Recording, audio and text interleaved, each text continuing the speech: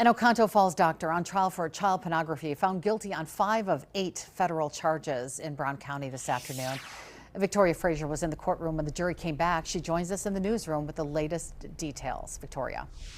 Cammie, the jury returned just before 4 p.m. with 5 guilty verdicts that include charges of possession and transportation of child pornography against Dr. Isaiah Capino. He was found not guilty on 3 other charges.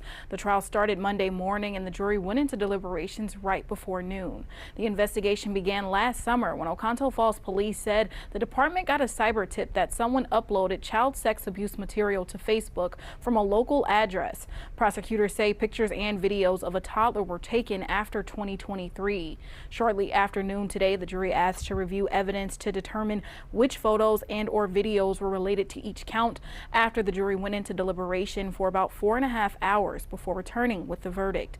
Capino asked that the jury be polled by giving a verbal yes or no on their verdict, to which all jurors said yes. Capino is now 66 years old and sentencing is scheduled for July 30th. Kimmy.